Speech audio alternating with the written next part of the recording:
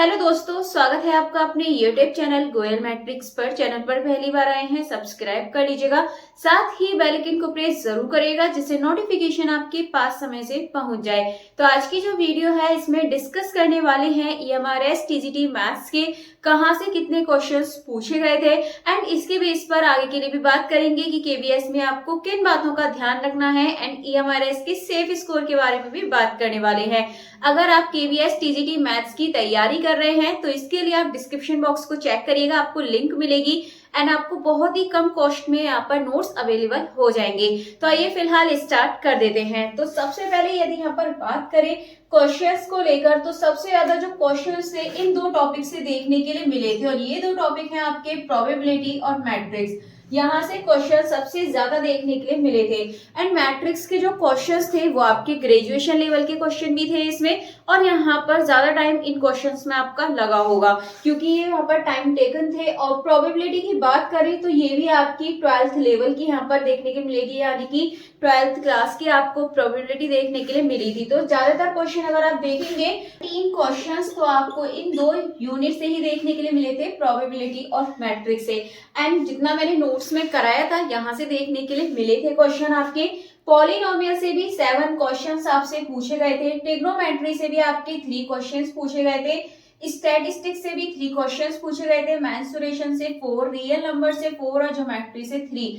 आपने इतने क्वेश्चन सही कर दिए होंगे। बाकी और भी आपके टॉपिक थे, अदर टॉपिक थे जिनसे एक एक दो दो क्वेश्चन पूछे गए थे, वो मैंने यहाँ पर मेंशन नहीं करे हैं, मैंने यहाँ पे लिखे हुए हैं जिनसे सबसे ज्यादा क्वेश्चन पूछे गए थे। तो इस बेस पर यदि बात करें सेफ स्कोर को लेकर कि कट ऑफ इसकी क्या रह सकती है, तो जिस हिसाब से पेपर आया था आपने भी देखा पेपर कैसा था। आप ऊपर लेवल की तैयारी करके गए थे लेकिन क्वेश्चन ट्रिकी इसमें ज्यादा पूछे गए थे, यानी कि आपने कुछ तो ऐसे टॉपिक थे इनका रिवीजन भी नहीं किया होगा और कुछ आपके ग्रेजुएशन लेवल के आ गए थे डिस्क्रिप्टिव में, बाकी कुछ आपके आसान क्वेश्चंस थे। तो कुल मिलाकर यदि पेपर की बात करें तो इसका जो लेवल था वो मॉडरेट था, हार्ड नहीं कह सकते, इजी नहीं कह सकते हैं। तो इसका जो लेवल था वो मॉडरेट आपको देखने के लिए मिला था।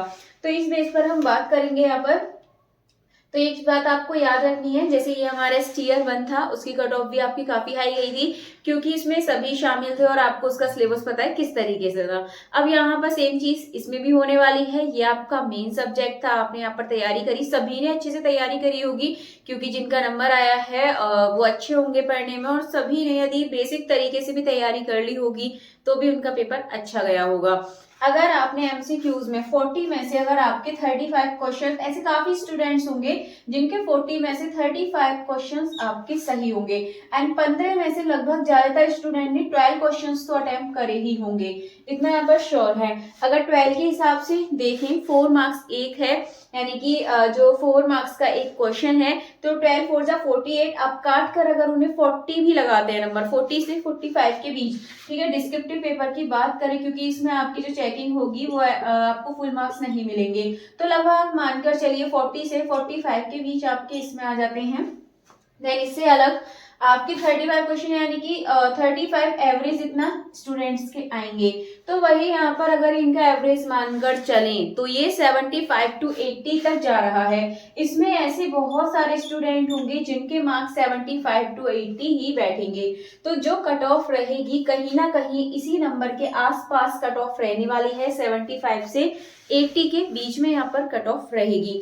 तो यहाँ पर तो कट ऑफ का हो गया कि इतनी लगभग जाएगी, बाकी देखते हैं रिजल्ट में आपका क्लियर हो जाएगा और आंसर की आपको देखने के लिए मिलेगी, तब आपको एक आइडिया लग जाएगा। लेकिन डिस्क्रिप्टिव का आइडिया जो लगेगा आपको वो लगेगा रिजल्ट आने पर ही, क्योंकि यहाँ पर कह नहीं सकते हैं कि जो चेकिंग हुई है उसमें आपको फुल मार्क्स मिले या कितने मार्क्स मिले हैं, तो यहाँ पे पक्का नहीं पता है। इस वजह से यहाँ पर आप अपने फिक्स नंबर भी नहीं लगा सकते हैं।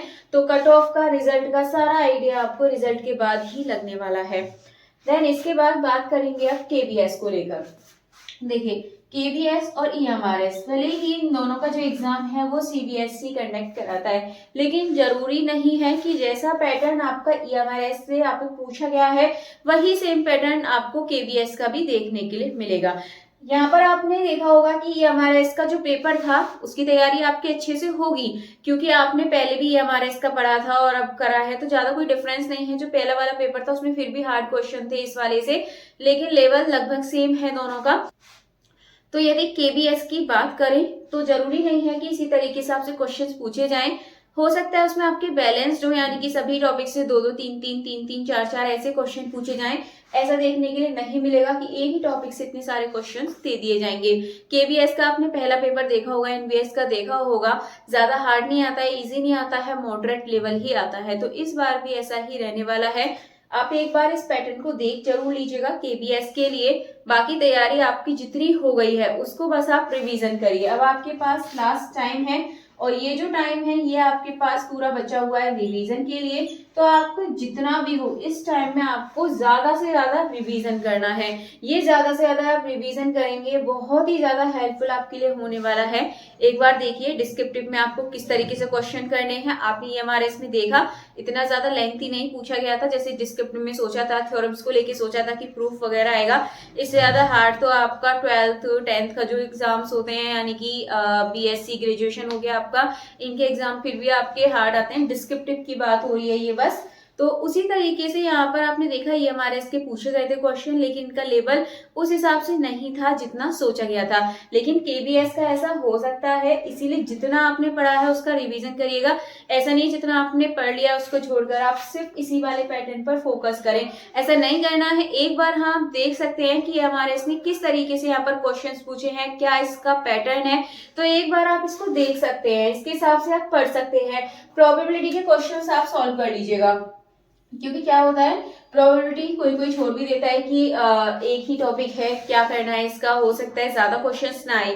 लेकिन आपने ईएमआरएस में देखा ज्यादा क्वेश्चन आए, और ये तो मैंने पहले ही बताया था प्रोबेबिलिटी को लेकर। प्रोबेबिलिटी से तो मैंने पहले भी बताया था आपको कि ज्यादा क्वेश्चन 2023 में प्रोबेबिलिटी से ज्यादा क्वेश्चन आए थे। तो इस बार भी चांसेस हैं कि प्रोबेबिलिटी से ज्यादा क्वेश्चन आए, लेकिन केबीएस में ऐसा नहीं होता है। लेकिन फिर भी आप इसका रिविजन जरूर करिएगा, प्रोबेबिलिटी का एक बार अच्छे से पढ़ लीजिएगा।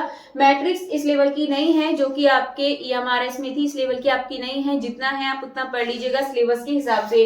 बाकी और ये आपके टॉपिक हैं और जो जो आपके हैं उनको आप अच्छे से पढ़िएगा। आपके सिलेबस में नोट्स आपको मिल जाएंगे, उसमें सारे टॉपिक आपके केबीएस के मिल जाएंगे। बहुत कम टाइम बचा हुआ है, जल्दी से आप अपनी तैयारी को अच्छे से स्टार्ट कर दें। बाकी यदि आपका कोई डाउट रहता है तो कॉमेंट सेक्शन में बोल दीजिएगा। मिलेंगे हमारी नेक्स्ट वीडियो में आगे की इंफॉर्मेशन के साथ। तब तक के लिए आप ज्यादा से ज्यादा वीडियो को लाइक कमेंट शेयर कर दीजिएगा।